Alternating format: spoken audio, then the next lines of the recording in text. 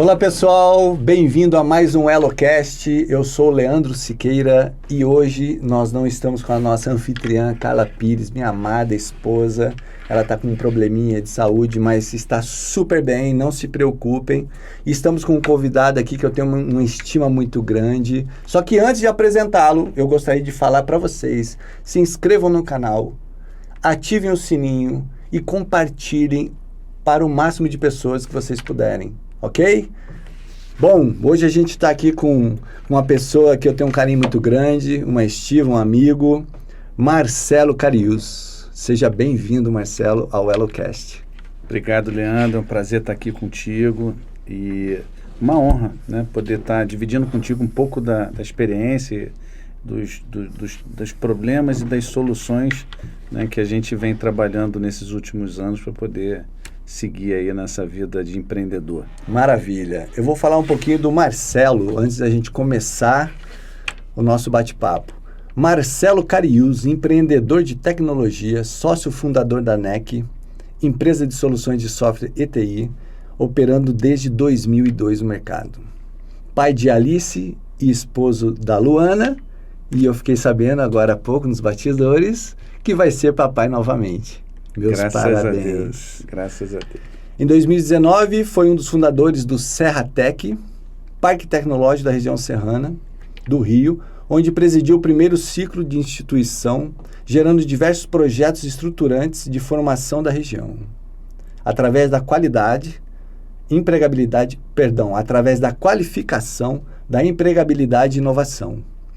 Neste momento também atua como vice-presidente de operações do Serratec, desenhando e liderando os hubs de inovação e programação de qualificação, residente de software e TIC, e membro do conselho da Firjan Serrana.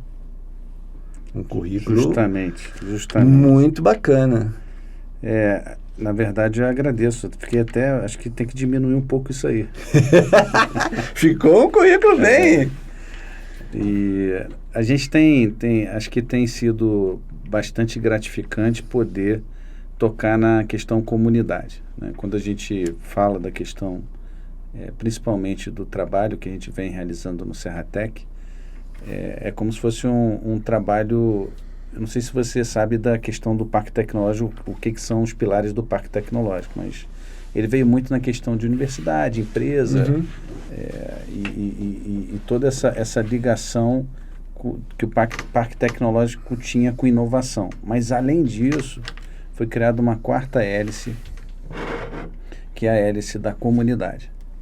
E aí já tem gente querendo criar quinta hélice e tal, mas, basicamente, as 4 hélices da formação do Parque Tecnológico é a questão da universidade, empresa, o poder público e, aí sim, a comunidade. E um dos projetos estruturantes que você citou aí do meu currículo, que acho que é uma das coisas que eu tenho um grande orgulho, é a questão de ligar o Parque Tecnológico à comunidade, gerando novos empregos. Sim. Vamos falar sobre o Serratec daqui a pouco, tá? Tema de hoje, pessoal, do nosso bate-papo. 5 coisas que todo empreendedor deve saber e fazer para ter sucesso em 2025. Olha só, hein? Que responsabilidade, hein, Marcelo? Muito. E aí? A gente falar em sucesso, né? Só para a gente desmistificar um pouco, o sucesso na minha cabeça é tudo aquilo que você quer fazer, se dispõe, se gasta e vai para frente. Né? O sucesso não é uma questão só financeira, não é uma questão só de você ter dinheiro ou posse. Sim. Então, olhando para a questão do sucesso, então, se você se dispôs a criar uma empresa pequena para que você venha naquele processo, para que você consiga sair de um emprego que está te causando problema de saúde ou que você não tenha tempo. Então, qual é o sucesso? O sucesso é ganhar tempo, o sucesso é você ter uma família, o sucesso... Então, quando eu olho muito para a questão do sucesso, então vamos tentar trabalhar hoje uma questão mais genérica. Ou seja, o sucesso é você conseguir fazer aquilo que você precisa fazer com excelência. Muito bem. Então, excelência é uma coisa que você não precisa ter um conhecimento profundo para fazer.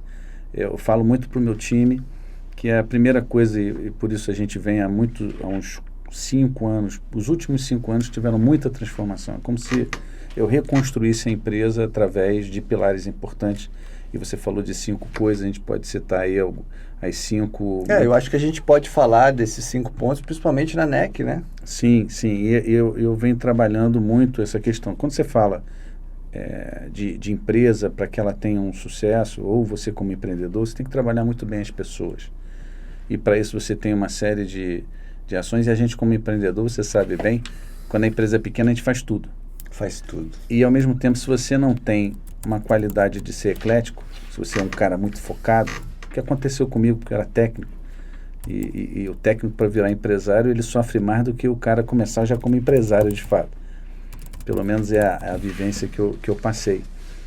Você precisa se desenvolver como pessoa, aprender a liderar. A liderança ela tem que ser inspiradora para que as pessoas não façam só o que elas querem, e com isso você tem a dispersão, e tem uma série de técnicas para isso. A questão do marketing, para que você possa estruturar os teus produtos, para que você tenha a venda direcionada para o teu público-alvo.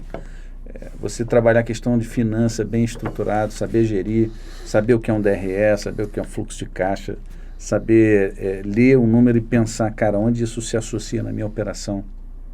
O que eu posso tirar, o que preciso colocar? Muitas vezes vem alguém para mim e fala assim, cara, você está contratando esses caras. Não, a gente tem uma estrutura aqui que eu preciso estender, e aí daqui a pouco faço o refinamento, reduzo, estendo, reduzo, mas o saldo sempre tem que ser o crescimento no final de um ciclo. E daí a gente começa a medir o resultado.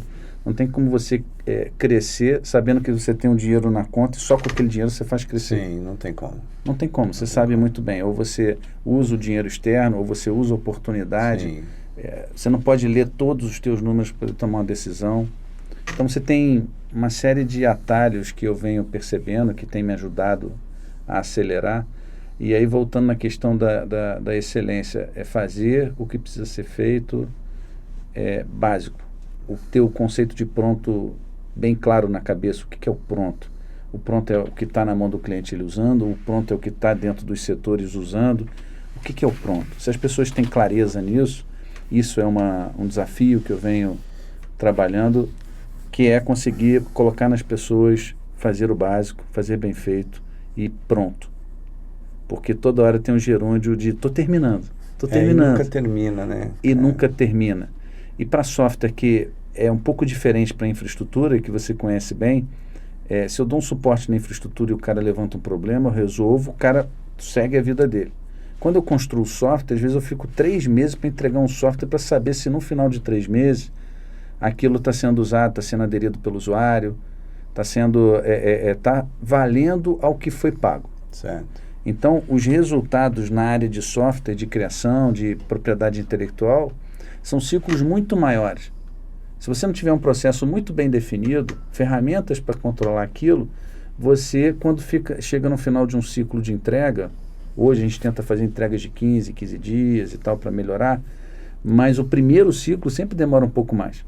E quando você é o que chamam de MVP, né? Sim, e aí você está falando o cliente final, né? O cliente tem final. Muitas empresas que, principalmente empresas de software, você me corrija se eu estiver errado, que às vezes o próprio cliente tem dentro da empresa a qual você faz aquele pré-projeto e entrega ali para ver se está, para depois você entregar para o seu cliente final, né? Sim, a gente desenvolveu agora um método, porque eu vou te dizer, Leandro, a gente está num momento que é importante as pessoas terem clareza de uma transformação. Está vindo uma onda que se as pessoas falam assim, está vindo mais uma onda, daqui a pouco estabiliza e a gente segue fazendo da mesma forma aquilo que a gente sempre fez.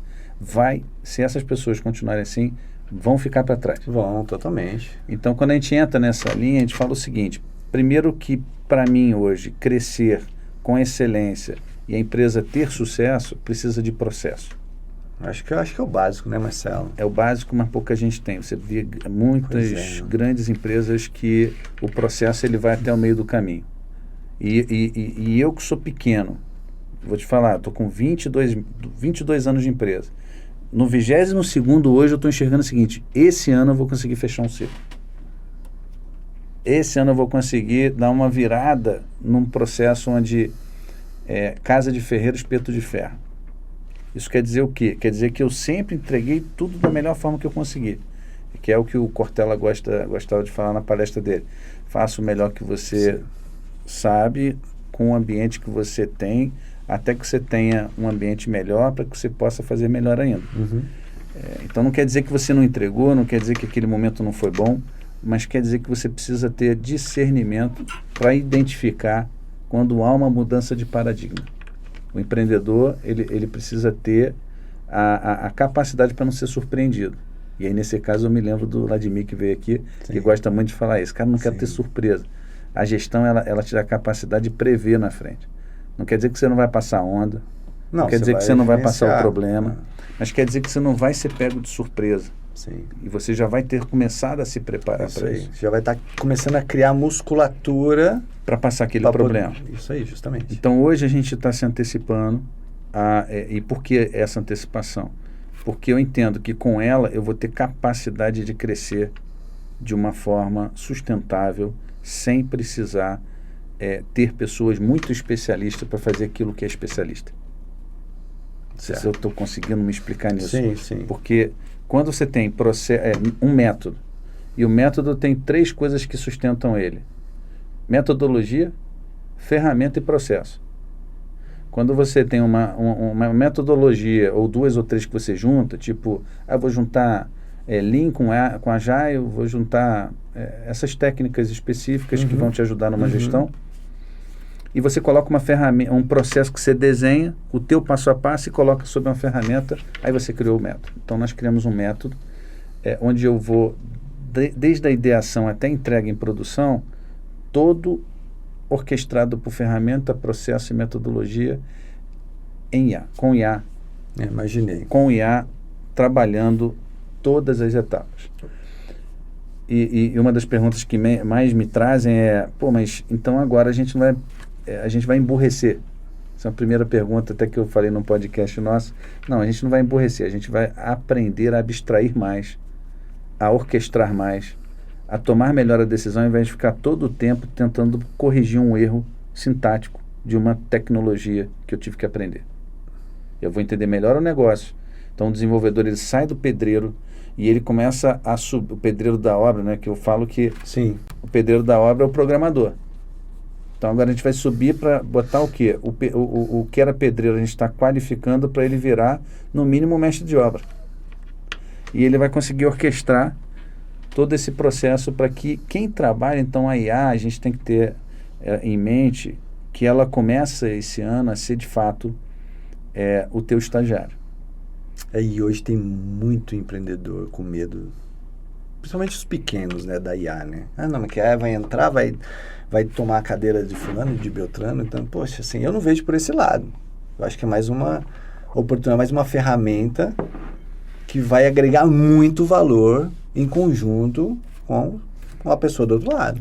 Então, pensa bem, a IA nunca vai te substituir. A IA, ela vai substituir. Você que usa IA vai substituir o outro que não usa IA. Isso aí. Isso vai acontecer. Isso vai. Eu assisti uma palestra do dono da VEG há uns 5 anos atrás. Ele estava na presidência do conselho naquela época, e ele estava contando a história que ele estava dando uma palestra, e ele falou que tinha comprado uma máquina que substituiria 100 pessoas. Ele tinha mais ou menos 900 funcionários na época, 900 e pouco. E aí veio um cara de 30, um cara de 30 funcionários que fazia algo parecido, e aí perguntou ele, mas você está tirando o emprego das pessoas? E aí a resposta dele básica, ele falou, quantos você emprega? Eu emprego 30 pessoas. Bom, então quero já te dar esse testemunho, que hoje, quando eu estava no teu tamanho, eu pensava como eu penso hoje. Hoje eu emprego 900. Olha para mim, daqui a 5, 10 anos eu vou estar empregando muito mais. E hoje eles empregam mais de 20 mil pessoas. Hoje é uma empresa brasileira, que é empresa internacional, empresa internacional de capital brasileiro, que é do Sul, nasceu no Sul, que é a VEG Motores, que hoje faz muito mais do que motores. É uma empresa que no Sul ela é muito, muito querida. A gente aqui conhece muito só dos produtos, que é o WEG, né? Então, o que isso quer dizer na IA? Ela tem uma similaridade. Então, quando você usa IA, isso quer dizer o quê? que você vai crescer, vai dar mais emprego se você se preparar. Se você olhar num âmbito e abstrair um pouco mais no âmbito global, quer dizer o seguinte, quem se preparar primeiro, pega os negócios primeiro. Sim. Se o brasileiro tiver o pensamento de que eu vou perder meu emprego, ele de fato vai perder o emprego. Porque o coreano, o japonês, o chinês, o americano e outros que estão na crista da onda criando e fazendo, nós vamos pagar a propriedade intelectual para eles e vamos contratar o produto deles, porque no fim da linha, para eu ter competitividade no meu negócio, eu vou precisar de tecnologia. Tem empresas e negócios hoje que só sobrevivem porque tem software. Se não tiver, não cresce. Acredito. Então, para mim, essa é a visão. Sim, e você tocou num ponto muito importante, Marcelo, é processo. E eu acho que a IA vai ajudar muito, assim, na minha visão, vai ajudar muito em relação ao processo. Porque é o que a gente está conversando. Pô, você cria um processo para uma determinada situação. Cara, com uma IA, às vezes você não está enxergando ali na esteira do processo uma falha. E se você consultar antes a IA e botar, lógico, né? Você vai ter que saber introduzir para que ela te responda, né? Então, assim, ela vai facilitar muito. E, pô, a gente tá falando, processo, cara, você faz um processo, daqui a pouco você tem que revisar, igual um plano de negócio, né? Você monta um plano de negócio para começar. Isso. Daqui a 5 meses, esse plano de negócio já mudou. Tem alterações. Tem alterações. Para o pessoal saber, uma das coisas que entra na estratégia, que está dentro dessa parte do plano de excelência, para que você tenha sucesso, um plano de negócio é um exercício para que você olhe para frente. E ele é principalmente um ponto para que você saiba dizer não. A mudança ela é inerente para você atingir o objetivo que você planejou. Mas ele também é um ponto para que, se outras pessoas tentem te desviar para poder mudar, a mudança não pode ser feita, você vai dizer não, porque você planejou aquilo. Então, é um exercício importante, pouca gente faz. A gente tem exercitado para fazer e todo ano revisitar o planejamento estratégico e, principalmente, hoje a gente tem uma ferramenta do OKR, que o pessoal fala OKR, que são os objetivos e resultados, né, estratégicos que dão apoio ao plano estratégico. Então, é importante as pessoas exercitarem. Isso é uma metodologia que é muito usada pela Google e hoje o mundo inteiro usa também. Bacana. E na sua visão, Marcelo, hoje os pequenos, para eles introduzirem a IA no seu negócio, sem requerer muito investimento, cara, como é que você vê isso? Eu estava falando hoje de manhã com um arquiteto meu, que é sócio da empresa também. Existem certos processos que o time do meio e da base tem muita dificuldade para entender a aplicabilidade. E quando você precisa mudar, a liderança da empresa que precisa estar muito qualificada, todo mundo precisa estar qualificado. Mas se você atingiu a liderança é porque você teve um senso crítico, um senso de urgência maior, um senso crítico mais apurado. Isso não é ser melhor ou pior, quer dizer que você se posicionou e tem essas soft skills. Essa galera, ela começa a pensar na estratégia e investe esse tempo. Quando ela vai passar, muitas vezes, para quem está na base, há uma dificuldade muito grande da base fazer com velocidade. E aí, no software, principalmente, vamos dizer assim, de hoje para trás, você tem... software é muito difícil para construir. As pessoas falam, é muito fácil. É fácil para quem é muito bom. Mas aí quando vai... Eu conheço gente muito boa. Cara, você é muito bom. Ele vai e faz. Aí vai falar com o fulano e ele não sabe explicar direito. Aí falta soft skill. Aí o fulano que vai usar fala assim, cara, mas tu não entendeu bem não. Isso aqui não tá legal, tinha que ser assado. Não, mas isso vai funcionar. Mas ficou muito difícil. Chega no final, quem vai usar não usa. E o cara que acha que sabe pra caramba, entrega uma coisa que não vai ser usada. E aí quem errou, quem não sabe explicar direito e fez muito bem feito, ou outro que não sabe muito bem especificar o software, e, portanto, o cara que fez não estava bem orientado. Então, assim, não tem, para mim, um certo ou errado. As pessoas precisam se alinhar um pouco mais. E hoje, quando você bota uma IA, o cara de negócio pode criar um software. Ele cria uma coisa que ele já começa a usar, e ele tem condições dali de ser já uma preliminar de especificação para um sistema mais de missão crítica, que aí a área de TI vai elaborar, vai pensar que nós temos 50 usuários ou 50 mil usuários. Tem diferença do software de 50 usuários para o de 50 mil. Uhum. Não é o cara de negócio que vai fazer esse discernimento, é o cara de tecnologia. Mas o cara de tecnologia não sabe o problema do cara de negócio. Se o cara de negócio começar a orquestrar os seus problemas com integrações, Sim. com software, ao invés de ser planilha, Uhum. ele vai ter condições de dar muito mais resultado para a empresa. Então, hoje a IA vai trazer um poder, ele vai tirar parte do poder do técnico especialista e vai entregar na mão uma boa parte do poder para o negócio, para a área de negócio. Estou te falando isso porque eu tenho um cliente que está seguindo essa linha, que é uma das maiores empresas de energia do Brasil. A gente vai treinar 300 executivos em IA. Uau. Esses 300 executivos em IA, eles vão ter várias etapas de aprendizado. Então, para quem está nos ouvindo e quer entender, a primeira etapa, quando você quer iniciar com IA, é aprender engenharia de prompt. A engenharia de prompt, ela está interagindo com o que o pessoal conhece aí de ChatGPT, Gemini e Copilot. Você tem esses principais aí e outros que estão surgindo.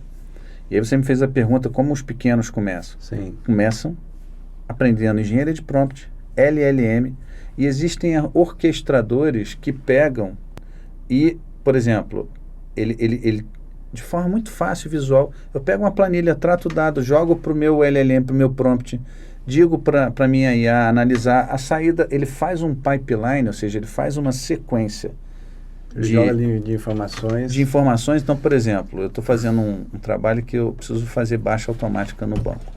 Para integrar no banco, precisa de API. Sim. As famosas APIs que muitas das vezes você não consegue e demora meses, tá? Eu já tentei aí do último banco que a gente está, já está 40 dias. Vai e volta, vai e volta, vai e volta. Olha que legal. A API, eu estou há muito tempo sem desenvolver, eu saí da área técnica. Uhum. E a API não foi minha época de desenvolvimento. Conheço bem, mas não codifico. E aí veio uma ferramenta de mercado que é um orquestrador de IA. O que ele faz? Monta uma sequência lógica chamando agentes com especialidades diferentes. O que quer dizer? Se eu pego uma planilha, ele lê a planilha, joga a planilha, por exemplo, se é de finanças, para um lugar de finanças. Eu quero criar um gráfico, eu uso uma outra agente que sabe fazer gráfico. Aí ele joga o dado, já cria o gráfico. Aí eu quero mandar agora para o WhatsApp do gestor, sempre que tiver um erro na minha meta, uma diferença de 20%. Aí ele já cria um conector, se tiver maior que 20%, aí manda para o WhatsApp daquele grupo. E aí o cara recebe o WhatsApp. Para eu conectar com uma API do banco que eu uso, sabe quanto tempo eu demorei? Sem saber. Foi a primeira vez que eu usei. Usando a IA? Usando a IA. Usando esse orquestrador de IA. Meia hora. 30 minutos. Eu assisti um vídeo no YouTube, aprendi como é que eu configurava, fui no banco, tem um menu no banco que eu uso que está lá, integração. Criei uma aplicação dentro do banco. Essa aplicação, ela te dá uma URL, te dá o secret, que é como se fosse uma senha, e o client ID, e eu tenho o meu account ID. Aí eu chamo o serviço, pego o meu account ID, que é o da minha conta, ele já me ensina a fazer a saída, entrar numa outra API que vê meu extrato. Do meu extrato eu jogo para o banco de dados, e aí eu pego faço uma query no banco, comparo os dois e digo se está com baixa ou não. Olha aí. Pessoal, para quem pegou o código, então, ele acabou de deixar uma informação importante. Se você não sabe, se me corrija se eu estiver errado, que eu peguei pelo menos dessa forma. Vai no YouTube e pesquisa para você fazer o que ele fez. Pela primeira vez que você pegou a ferramenta, você foi no YouTube para entender um pouco o conceito. Justamente. E aplicou no que você estava querendo fazer naquele momento, que era uma pequena integração numa API com o seu banco. Você sabe, isso aí é uma coisa de se fazer. Vamos supor que você gastou muito tempo estudando. E um dia você faz. 2 dias com remoendo, Consegue. refazendo, você faz. Para fazer uma rotina dessa em software, botar numa aplicação, no RP, não gasta menos de 30 dias. No modelo anterior. Então a gente está indo para um paradigma que algumas rotinas você vai ter 30%, 40% de ganho, que é o método NEC, independente da tua arquitetura. Eu digo que nós vamos ganhar 40% de tempo e de orçamento. Certo. Isso tem algumas consequências. Primeiro que eu vou reduzir meu ticket médio e eu vou ter que aumentar minha venda. Então eu vou ter que aumentar minha área comercial e vou crescer minha área técnica de uma forma diferente. Certo. Segundo, a gente, com esse processo, a gente começa a ter a possibilidade de você, com pouco investimento, fazer empresas pequenas terem software que hoje só as grandes compram. Então, sabe aquele problema de startup, que o cara tem uma boa ideia, e aí ele vai para uma empresa de software, gasta um dinheirão e não consegue botar a ideia no ar? Isso já começa a mudar. É claro que você tem um monte de empresas que ainda não usam IA, mas se você procurar uma empresa que já tem o conhecimento de IA, e ele já tem um método de construção, ele vai conseguir entregar no final um produto muito mais barato. Legal. E aí, ao mesmo tempo que eu reduzo os 40%, 30%, se eu defino a arquitetura, se eu não pego a arquitetura que o cara me define, eu posso ter 10, 15 a 20 vezes a produtividade que eu tinha com software padrão. Uau. Porque, na verdade, o que você está dizendo é que a ideia da IA é criar dentro dela agentes, vê se corrija se eu estiver errado, ou seja, é você criar pessoas dentro dela que vai fazer certos tipos de ações, né? Onde, se você fosse pensar em montar um time de agentes, ou seja, montar um time de pessoas para um determinado negócio, um determinado projeto, você levaria aí 30, 40, 60, 120 dias. Então, ou seja, você vai pegar aquela ferramenta e, vamos se dizer, né, simplesmente, vai criar um monte de gente lá dentro, cada uma com um determinado negócio, e depois você vai soltar. Eu entendo que seja isso, né? Por que eu tô te falando isso? Porque eu sigo uma pessoa na rede social, o Ladeirinha, você já ouviu falar dele? É um cara do marketing multinível. Ele criou agentes para vender o produto dele na rede social. Muita gente ganha dinheiro com isso. E ele falou que ele ficou a noite inteira acordado criando esse agente, sendo que se ele fosse fazer isso na vida real, vamos se dizer assim, ele ia levar pelo menos aí uns 90 a 120 dias para achar a pessoa, treinar, capacitar, moldar a pessoa para fazer da forma que ele deseja. Então ele virou uma noite, 24 horas ali, fazendo, montando os agentes. E hoje são esses agentes que vendem para ele. Mas aí tem um ponto. Como é que você enxerga isso na questão, ou seja, a IA, na questão do atendimento ao cliente final? Os famosos suportes. Por exemplo, hoje a Elo, eu tenho um atendimento 100% humanizado. Eu não tenho bot, eu não tenho a IA por trás. Então, assim, o meu cliente, ele fala com alguém. E a gente sabe que no mercado em geral, né, nós estamos lidando com pessoas, às vezes as pessoas não querem falar com o famoso agente, né, porque ele entende que é um agente. Então, assim, como é que você enxerga esse ponto na parte de atendimento do outro lado? Porque eu acho que futuramente você não vai ter mais empresas de call center, até então você vai ter agentes e IAs inteligentes conversando com você, mas de uma forma que você acha que você está falando com alguém mesmo. Né? Isso aí é uma segunda fase. Hoje tem, mas pouca gente sabe fazer porque o treinamento ainda tem falhas. A gente não está falando de um mundo perfeito. Então, quando a gente não considera um mundo perfeito, a gente trata as coisas como elas devem ser tratadas. Então, quando você fala uma coisa dessa, por exemplo, eu desenvolvi muito bot para empresas. E a minha empresa tem uma especialidade em chatbot também, tem em IA, mas o bot ele tem um propósito específico, a IA tem um segundo propósito específico. Okay. Quando você junta as duas coisas, você tem outros propósitos que você pode cumprir. Então, na minha visão, o sucesso do cliente que está no pós-venda, que é justamente não estou falando da pré-venda, mas vamos supor no teu caso, depois que você vendeu.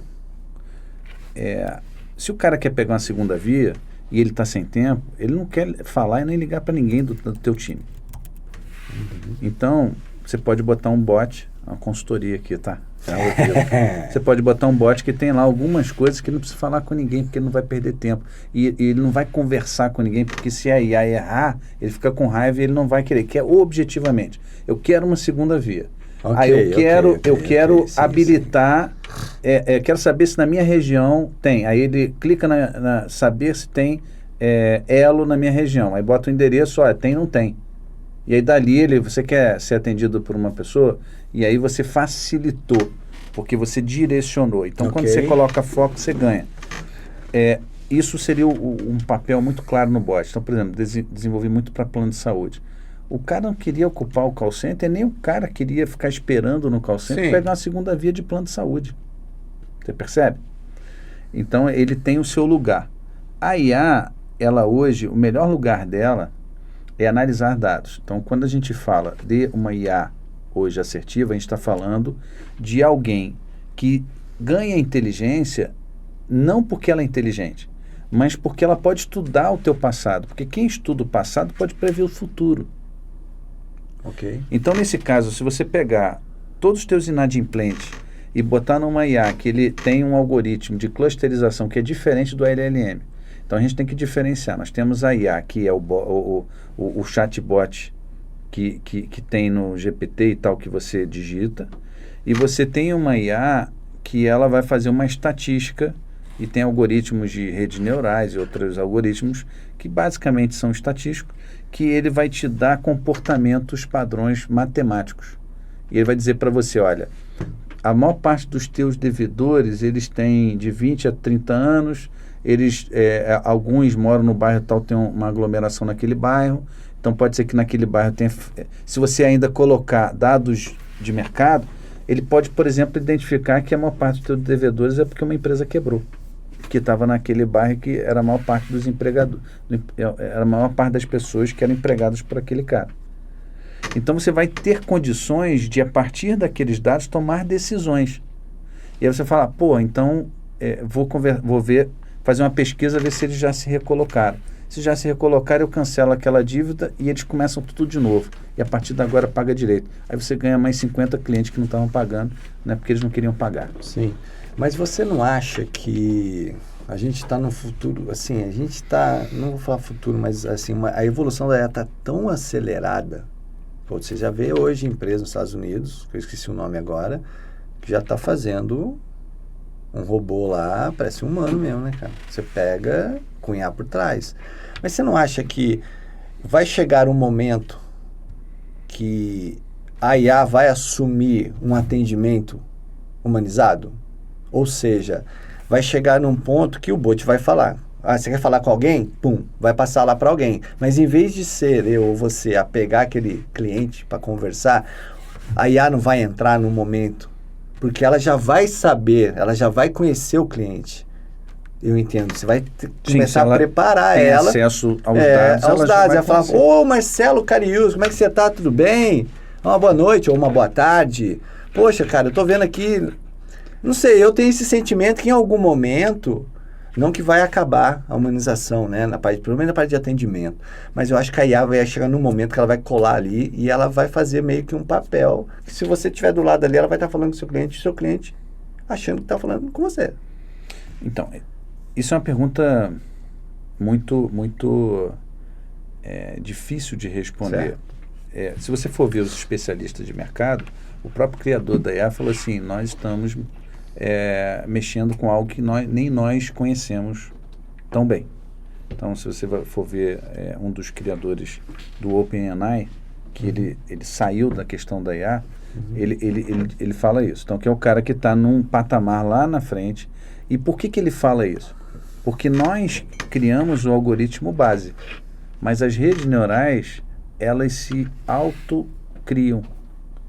Então, o que isso quer dizer? Quer dizer que tem decisões e reações que a IA lá na frente, nem nós vamos ter a capacidade de saber. Certo. Então, nesse caso, sim, vai ter um momento que eles vão estar tão evoluídos que vão ser tão inteligentes ou iguais ou maiores, mais inteligentes. Nesse caso, é um momento onde a gente vai refletir na questão de uma crise existencial. E aí, crise, para mim, ele tem uma característica simples. É um modelo que não funciona mais, está esgotado e ainda não chegou um modelo novo. E aí lá nós precisamos decidir que modelos nós vamos seguir. Quando a gente fala do amanhã, isso é uma previsão. Então é uma coisa que a gente tem que pensar, planejar, estruturar. Quando a gente fala da IA hoje, a IA hoje nós precisamos utilizá-la para a gente poder progredir naquilo que é repetitivo e que a gente perde tempo. Sim, e o tempo está muito precioso. E o tempo é muito precioso. Hoje eu tenho condição de tomar o meu café da manhã com a minha esposa, com a minha filha. Eu tenho condição de ler um livro, eu tenho condição de estudar, eu tenho condição... Por quê? Graças a Deus, o volume de trabalho que eu venho desenvolvendo nos últimos anos me permite hoje estruturar isso. E hoje eu penso o seguinte, quanto mais estratégia, quanto mais ferramenta, e eu souber utilizar, mais ganho, mais Com tempo certeza, eu vou ganhar. Com certeza, sem dúvida. E nesse caso, para fechar esse raciocínio, nós temos que ter clareza que a IA, na área de software, para ter mais facilidade, hoje eu tenho 80% do tempo para entregar idas e voltas internas quando um técnico ele vai para a área de qualidade ou vai para o cliente e volta, vai e volta, vai e volta, às vezes por erros básicos. Por isso que eu falei, o simples, bem feito, entregue no tempo certo, naquilo que você programou, ele é excelente. Você não precisa fazer uma entrega, extrapolar uma série de coisas. Não, faz o simples, bem feito. Então, nesse caso, a gente evita erros básicos, sintáticos, e a gente entrega com mais eficiência. Depois dessa etapa, o que você acabou de perguntar está numa esfera que é uma esfera até de guerra, de outras, de quem tem mais poder, de quem avança, quem tem um homem de guerra que não vai perder o meu cara, o meu ente querido que está aqui, que eu boto na guerra. Então tem uma série de outros assuntos que eu não tenho ainda uma capacidade para responder, mas que não vai ser fácil, não vai não. Eu tenho uma pergunta aqui que me fizeram e pediram para fazer para você. Com a rápida evolução da tecnologia, quais habilidades técnicas você acredita que serão essenciais para o empreendedor nos próximos anos? Habilidade técnica? Habilidade técnica. Eu acho que habilidade técnica, para mim, é saber utilizar bem as ferramentas, buscar um raciocínio lógico sequencial, bem estruturado, conhecer bem o que a ferramenta vai te proporcionar de ganho e qual a jornada dela. Porque com a jornada bem estruturada na tua cabeça e com o objetivo que ela atinge, você vai pegar o teu negócio e vai conseguir montar o Lego. Não existe uma ferramenta que hoje te dá tudo. Não existe. Não existe, com certeza. Mas o que existe? Existe um conjunto de ferramentas que vão se integrar, que vão montar um pipeline e vão te dar capacidade de chegar do outro lado. Então, com a habilidade técnica. Técnica é conhecer a técnica das ferramentas para que a técnica das ferramentas te dê. Mas eu acho que o maior conhecimento que a gente tem que adquirir não é o técnico. A gente tem que desenvolver bem a curiosidade, tem que desenvolver bem o foco de aprendizado, que a gente chama acho que isso é muito importante. De um aprendizado contínuo. Isso não pode pesar para você. Você tem que se divertir aprendendo aquilo. Isso. Senão tudo vai ser muito pesado e você não vai conseguir atingir os objetivos que você precisa atingir. Então, na minha leitura, você ter a curiosidade, você ter a capacidade de discernimento, um senso crítico apurado, isso vai te levar longe. Você tem que buscar muito conhecimento, né?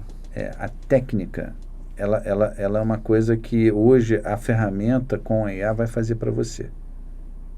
Você precisa saber a jornada, como eu falei. Eu, por exemplo, hoje não preciso saber muita tecnologia. Eu fui lá, li, estudei no YouTube, abri uma ferramenta na nuvem, fiz ela conectar com o meu GPT, fiz ela conectar com o meu banco. É claro, eu tenho que saber o que é o banco de dados, eu tenho que saber... Sim, o que está por trás ali. Isso me ajuda. Básico, lógico. Isso me ajuda, mas eu não preciso ter um conhecimento fundo, muito especialista. O bit byte ali, na verdade, né? Isso. A gente não precisa. No Serratec. Sim. Você tem liderado iniciativas lá dentro, já há bastante tempo, né? Vai fazer Inclusive, 6 anos agora em junho. 6 anos, lembro até hoje, desde quando começou. Tem tempo isso. Muito tempo, né? E vocês têm feito muito um trabalho lá de iniciativa que une a qualificação e inovação. Sim. Né? Que lições os empreendedores podem tirar desse modelo para aplicar nas suas empresas, no seu negócio? Se a gente seguir o exemplo das empresas que estão no Serratec, isso... Até gostaria que você falasse um pouco do projeto Serratec, porque é muito interessante. O Serratec, ele foi um projeto que foi reerguido começou em 2017, a gente reerguendo, até o Vladimir aqui teve um apoio muito grande, porque a gente começou a fazer encontros com os empresários uma vez por mês, e a gente dava palestra, qualificava o pessoal, falava, justamente, você falou dos 5 pontos, a gente falava de diversos pontos, a gente falava da parte financeira, falava da parte de vendas, da parte de marketing, da parte de RH, da parte, toda uma preparação de liderança que a gente estruturava no Serratec. Em algum momento a gente percebeu o seguinte, o Serratec, que a gente nomeou Serratec, ele vem de um histórico de Petrópolis, Tecnópolis. Ok. Só que era muito Petrópolis. Para ser região serrana, a gente chamou Serratec, para a gente incorporar Teresópolis e Friburgo na época. Hoje também tem Areal. Legal. E tem outras cidades, a gente fez um modelo que outras cidades podem aderir. Sim. E o que isso quer dizer? Quer dizer que a gente tirou, naquela época, o poder público. Todas as universidades, centros de pesquisa faziam parte daquele movimento que teve uma queda por conta de corrupção de governo, na época 2006, 2007. E aí dali ficou capengando de 2007 até 2017. Olha só, 10 anos, meio barro, meio tijolo. E a gente decidiu o seguinte, a gente está aqui, a gente precisa desenvolver a região. Para quê? Porque vinha uma avalanche de falta de mão de obra. Que foi o que aconteceu em 2020.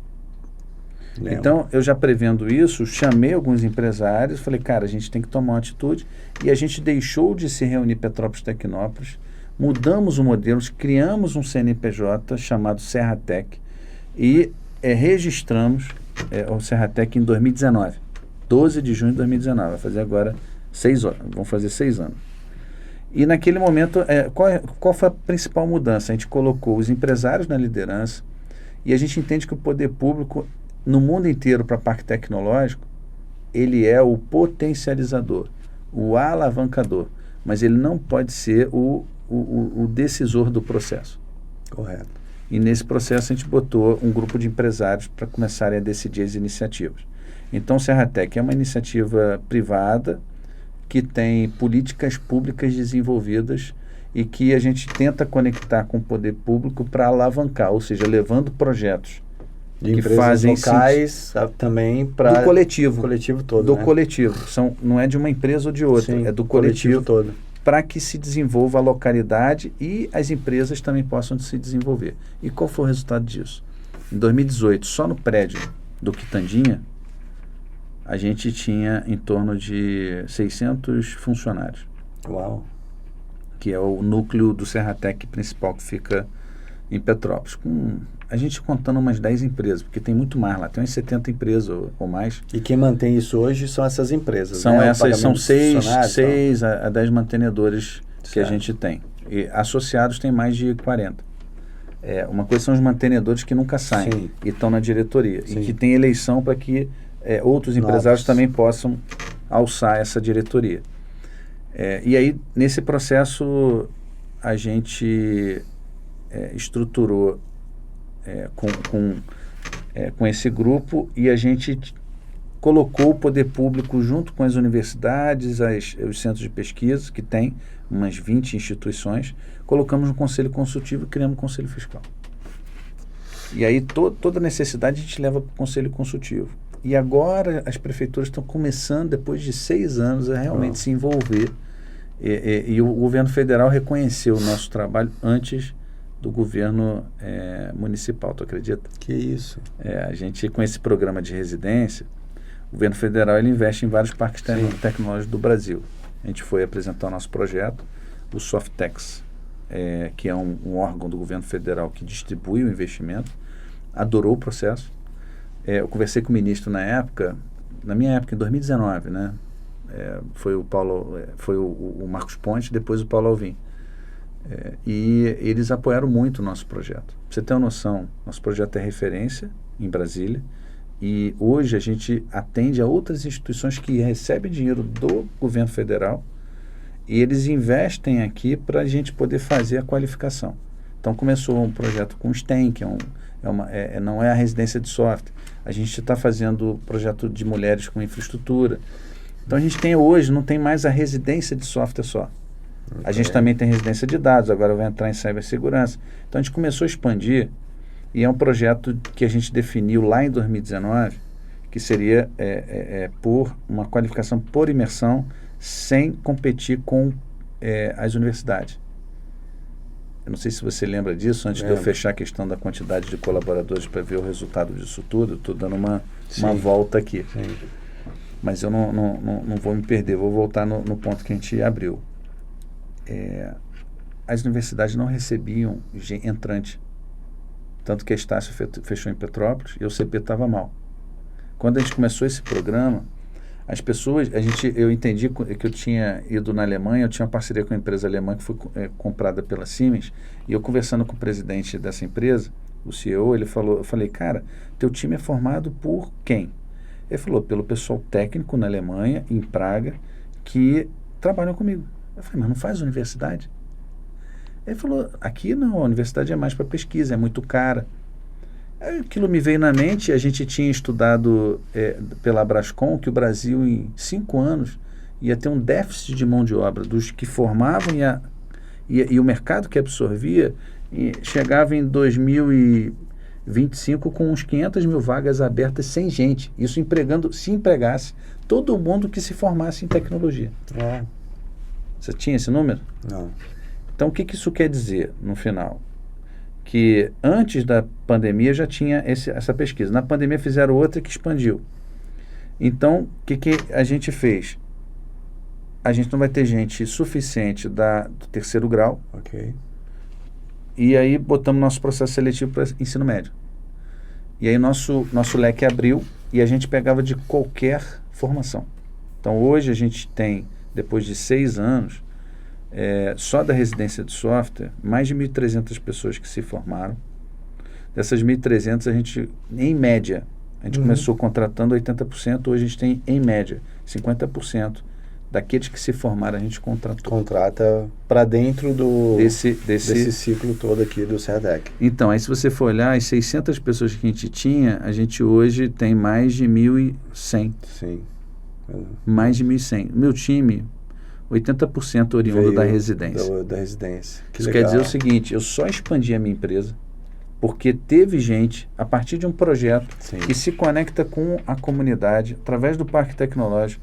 Eu joguei a minha necessidade para o coletivo, vi que outros tinham a mesma necessidade, coletivamente, na frente do individual, nós conseguimos avançar com o projeto. Que bacana. Então, hoje, nós temos uma conta básica só de salário líquido. Poder de compra no mercado, na padaria, em outros lugares, a gente tem mais de 40 milhões depositado na conta de quem foi contratado no primeiro emprego. Uau! Mais de 40 milhões. Que bacana. Então, esse projeto, a cada real que a gente investe, a gente tem um resultado de 7 vezes. 7 vezes.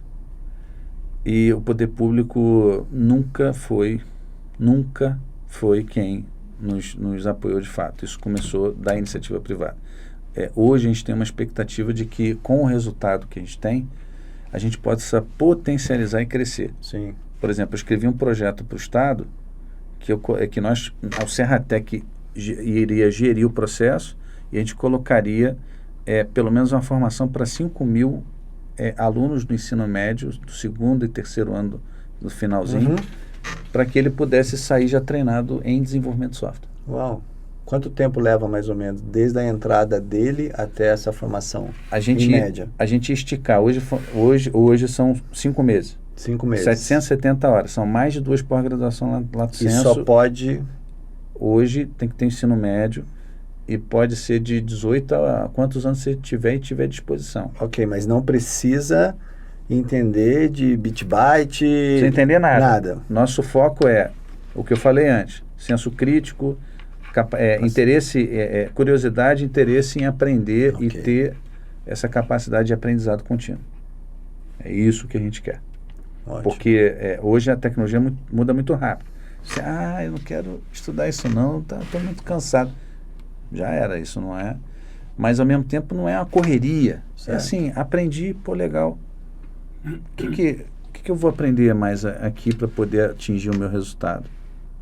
É um pensamento diferente, sabe? E como diz o Álvaro que trabalha comigo lá, nosso head de IA e inovação, porque todo dia, Leandro, a gente acorda já obsoleto. Todo dia. Você não tem que se preocupar com isso. Você tem que só internalizar que todo dia você quer aprender alguma coisa e tornar isso divertido. Para quê? Para resolver um problema. Porque quem ganha dinheiro resolvendo problema. Sim. Se você não resolver problema, você esquece. Esquece, não tem ninguém que vai querer ficar do teu lado. Não. Porque você vai ser um problema. Pois é. E me fala uma coisa, para as pessoas que estão assistindo a gente, claro, da região serrana, se quiser fazer parte, aí, primeiro, os empresários ainda tem como associado Serratec, claro, tá aberto. Claro, é serratec.org, não tem BR. E lá tem os e-mails, os contatos, tem os vídeos. Se você entra no YouTube, tem todo o conteúdo que a gente passa. Legal. A gente todo sábado dá palestra para essa galera de conteúdos gerais. Tem tudo gravado lá. Todos os eventos estão gravados lá. Maravilha. Pessoal, para quem tiver interesse, tá aí o conselho do Marcelo Carius. Vai lá no YouTube, no serratec.org. Analisem, assistam. E para as pessoas que queiram fazer a residência? Tem na página da residência, você se cadastra e recebe o aviso quando abre a inscrição. Certo. As inscrições são de 6 em 6 meses quando não tem projetos complementares. Legal. Então esse é bem legal. E ter clareza de que isso é um projeto que a gente quer que fique contínuo. A gente quer trazer novas empresas para poder contratar, a gente quer poder tornar isso de fato uma rotina de crescimento da região serrana. Bacana, show de bola. Marcelo, a gente tem um momento aqui no EloCast que nós temos um chefe. Que maravilha. Que para todo convidado que vem, ele faz um mimo, um agrado. Então, chefe Léo, a bola está contigo. O que a gente vai ter hoje aqui na mesa para o nosso convidado, Marcelo Carius? Salve, salve, EloCast, aqui Léo Coalhada. E aí, Marcelo, seja bem-vindo. Espero que você curta essa sobremesa que a gente mandou para você, porque afinal de contas um assunto tão sério quanto informática precisa de uma sobremesa séria. Torta alemã é um clássico no mundo inteiro, é uma linguagem universal, assim como tecnologia que domina hoje qualquer tipo de oportunidade para qualquer tipo de negócio. E nada mais interessante do que uma torta alemã nas suas várias versões, nas suas várias linguagens, para adoçar esse papo tão gostoso. Espero que vocês curtam.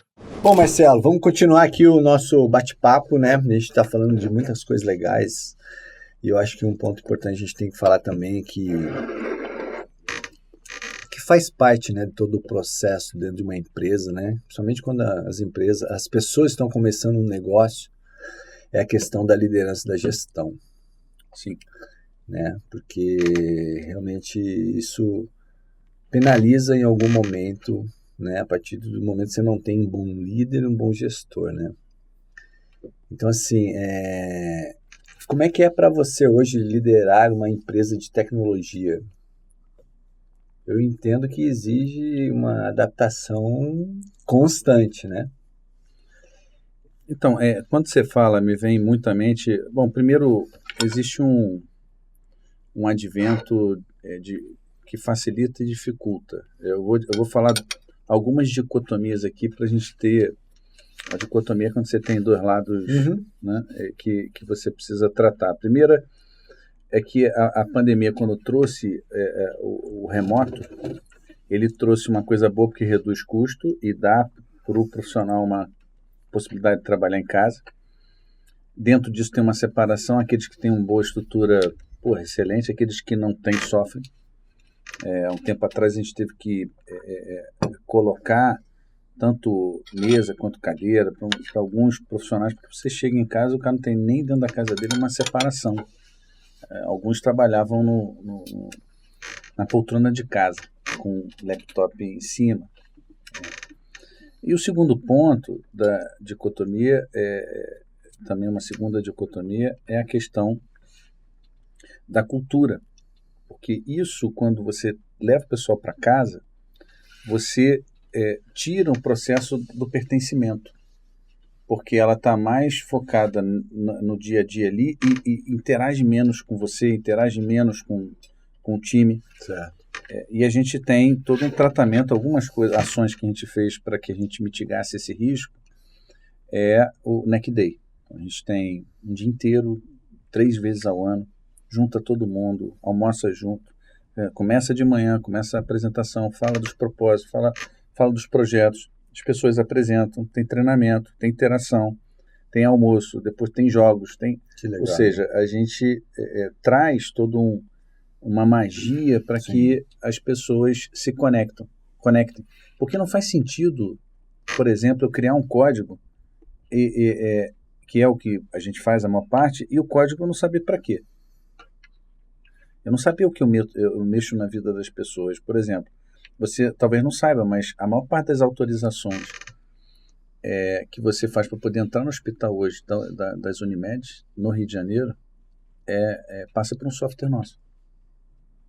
O pagamento de intercâmbio entre as Unimed no Rio é um software nosso. Legal. Em São Paulo é um software nosso. No Brasil é um software nosso. Unimed Client Neck hoje. Boa parte das soluções, porque você tem um mundo em cada Unimed. Ok. Então a gente trabalha com isso há mais de 20 anos. A Golden Cross, que agora foi incorporada pela Mil, antes de ser incorporada, tinha mais de 300 sistemas que eram sustentados por nós. Que legal. Então o aplicativo que está lá da Golden, com um pequeno investimento, a gente estava com a nota 4.8 de 5. As outras operadoras é 3, 3.1, quem chega a 4.8 é a Sul América, que investe milhões. Sim. Então, por que eu estou falando isso? Porque quando eu faço o NECD, eu levo o cliente para conscientizar. Olha só, o que você faz atinge esse público. Se você fizer algo que é errado, o cara pode não entrar no hospital e ou ele pode morrer, ou ele depois pode processar ou ganhar uma NIP. Uma NIP custa 40, 50 mil reais. Ou seja, por um erro de algoritmo. Então, quando você cria uma importância, na verdade você não cria, você conscientiza, porque eu não estou criando, ela existe. Você traz, através disso, uma série de desdobramentos. Isso no que tange pessoal. Existe uma série de desafios nisso aí, quando você fala de tecnologia. Sim.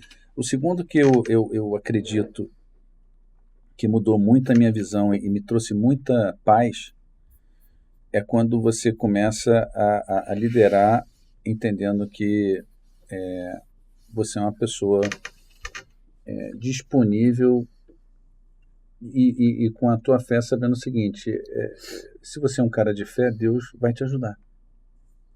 Se você direciona onde as coisas que você faz não são pelas coisas e sim pelas pessoas. Sim. Então o que importa no final são as pessoas, não são as coisas. Se você trabalha para servir, você é um líder servidor, que eu te falei aqui. Sim. É um líder que você está preocupado se as pessoas estão bem, que você tem a consciência de que você não separa a pessoa que está no trabalho da pessoa que está de casa. Quando você começa a tratar as coisas como elas são, nós somos seres humanos, Sim. nós não somos melhores um do que o outro, mas ao mesmo tempo, você numa empresa não é democracia, é uma autocracia, porque senão alguém votava para você entrar onde você está. Então precisa ter uma hierarquia, precisa ter um respeito. A gente pode dar participação, ou seja, a gente ser uma hierarquia participativa, para que todos possam contribuir. Conscientizar as pessoas de que a empresa não está ali para ela decidir a vida da pessoa, mas sim que cada um decida a sua carreira. Eu não sou dono da tua carreira, Leandro. Se você entra na minha empresa para ser o CFO, eu vou fazer de tudo para que você cresça e faça o teu melhor. Um bom trabalho. Mas, no fundo, quem contribui mais não é a empresa com você, é você com a empresa. Você com a empresa. A empresa cresce se você crescer. Quando a gente foi para o Serratec, foi o mesmo conceito. Eu tive a oportunidade, eu era a menor empresa dos empresários, a menor. Quando alguém fala, pô, aí fala assim, pô, mas você foi para trabalhar de graça, que eu não recebo salário lá. Não, pelo contrário, eu invisto. Sim, claro. Mas depois que eu investi, sua networks. depois que eu investi, depois que eu me relacionei com quem eu me relacionei, minha empresa cresceu 5 vezes. Pois é. Então, e eu era o menor naquele processo. As pessoas, quando entenderam o propósito que eu levei, o processo que todos concordaram, que a gente botava o coletivo na frente do individual, conectou. Sim.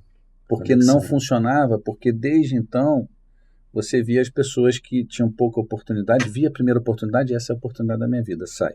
Essa é a oportunidade da minha vida, então me dá esse dinheirinho aqui. Essa é a oportunidade da minha vida. Então, esse comportamento que a gente precisa mudar na mentalidade dos empresários e empreendedores. E quando você entra nesse, cara, fica tranquilo, mesmo que você não seja muito bom,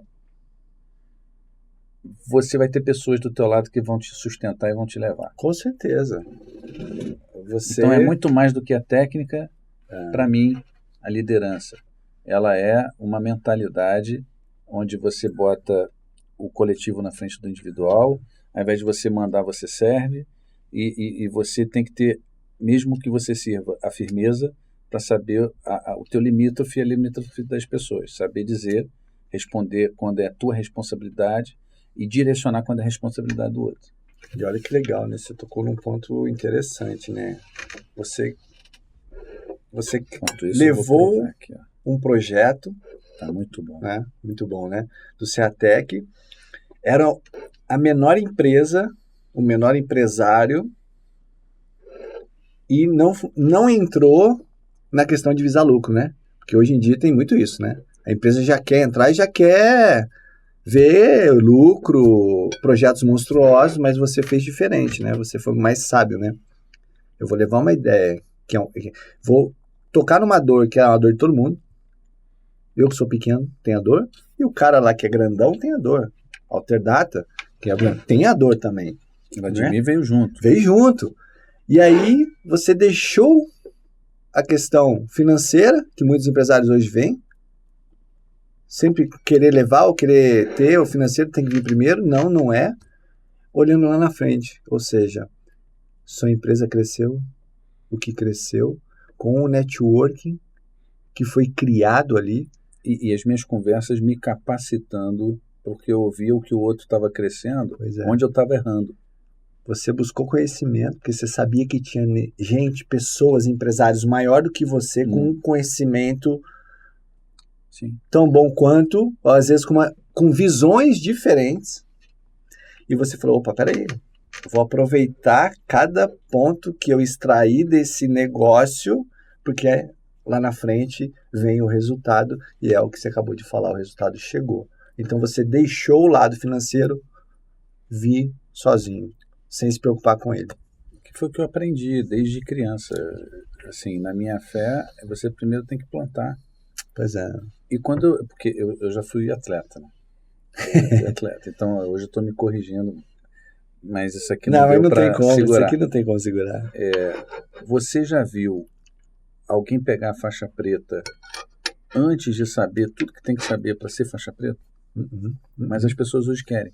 Ela quer o dinheiro antes de conhecer, ela quer a posição antes de conhecer. Então, só que é duro. É duro difícil. Porque você precisa de tempo e precisa de muito volume de trabalho e resultado.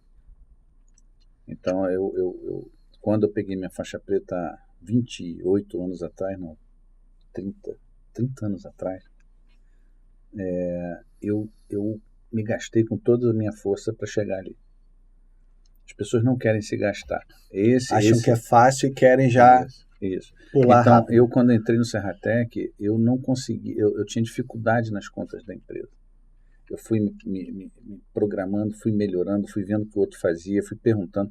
Eu tive uma conversa com um dos empresários lá que ele falou, Marcelo, faz desse jeito aqui que eu estou fazendo que eu acho que você vai começar a ter mais lucro. Eu mudei meu modelo, eu comecei a ter lucro. E eu tinha dentro da minha empresa sócios técnicos e pessoas honestas que me ajudaram a estar do lado de fora. Porque, é claro, você não pode sair. Eu fiquei muito mais tempo no Serratec naquela época do que dentro da empresa. E eu tinha que ter um time de confiança, tinha que ter gente me apoiando. Então não é uma coisa, são duas, assim, A vida não tem um passo a passo tão fácil. A gente tenta trazer 3, 4, 5 itens para que a gente tenha uma capacidade de dar um entendimento inicial, mas a pessoa tem que se gastar para ver que tem outros itens também. E para cada um pode ser um diferencial. Porque um pode ser um bom vendedor, mas não sabe de finanças. Sim. Então ele vai ter que se gastar mais em finanças. Ou vai ter que contratar alguém de finanças muito bom, de confiança. Então cada um tem que ter o discernimento a partir do que a gente traz. É verdade. E aí você falou tudo mesmo. Não tem jeito, né, cara? Network é tudo. E acho que muitos empreendedores hoje que não têm essa visão, né, cometem esses erros, né, cara?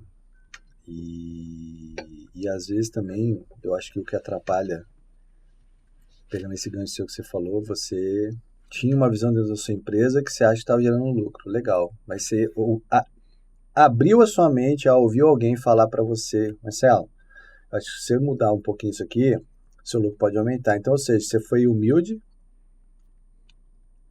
para poder ouvir, não teve ego. É porque muita gente tem, né? A humildade e o ego é uma coisa que atrapalha, às vezes, o empreendedor a crescer, né? Ele se fecha ali na bolha dele, então ele, não, você tá falando, tá viajando. Não, isso é um exercício. Abre, né? Todos nós temos um ego muito forte, por isso somos líderes. Sim. A gente não se submete a qualquer coisa. Mas quando você tem gente do teu lado de confiança e que está na tua frente, você tem que ter a capacidade de matar seu ego todo dia. Pois é. Porque tem sempre gente melhor que você. Com certeza. Sempre vai ter. E humilde é muito difícil ser humilde. A gente tenta ser mais simples um pouco.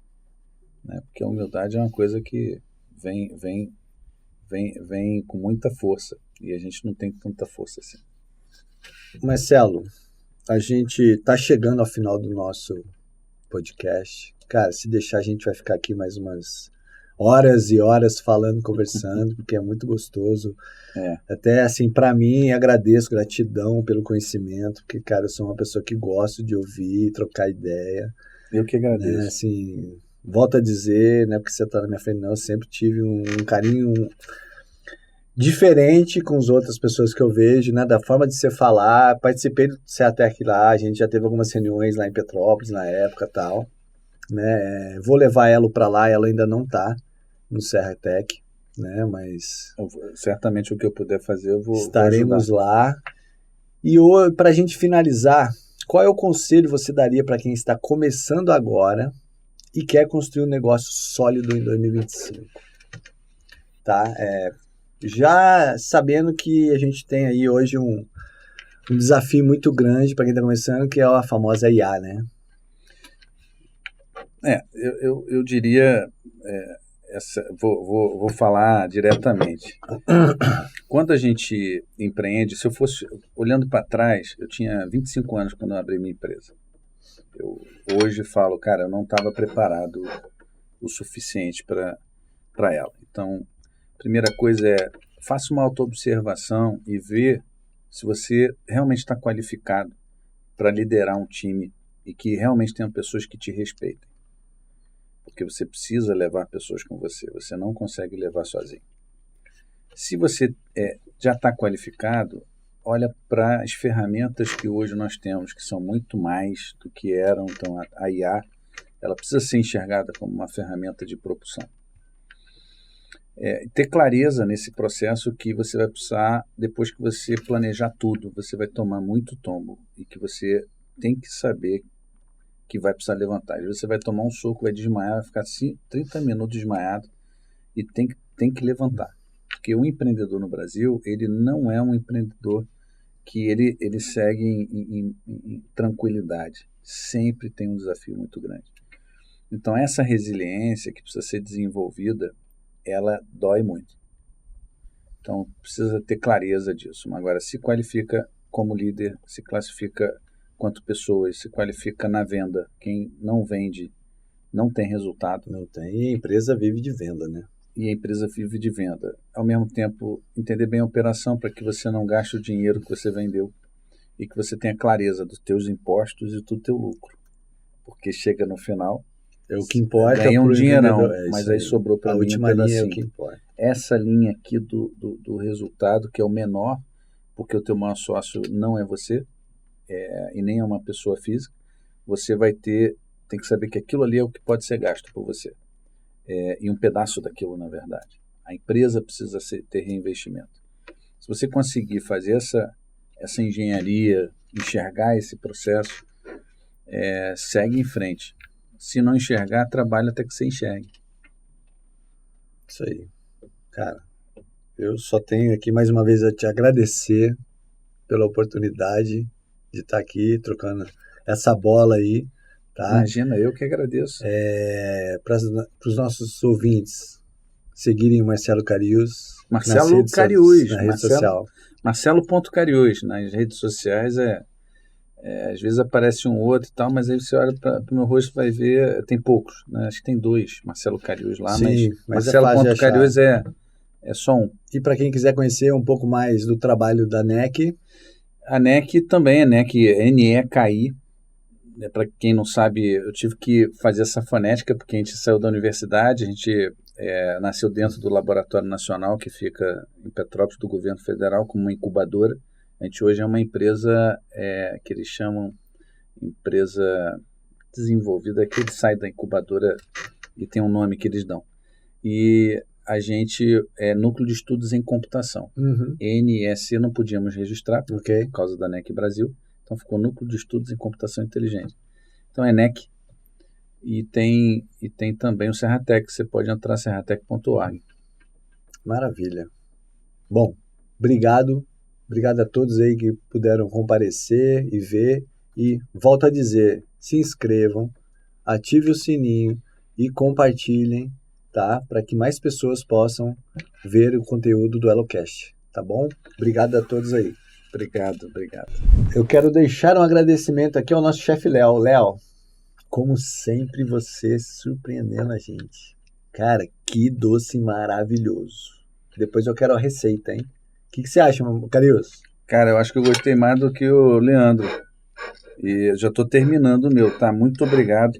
Agora, na próxima vez, por favor, para eu não apanhar, que eu estou saindo da minha dieta, ele disse que faz salgado. Eu quero agora experimentar salgado também. Com certeza. Muito obrigado, próximo. tá? Muito bom mesmo. Valeu, Léo. Um abraço.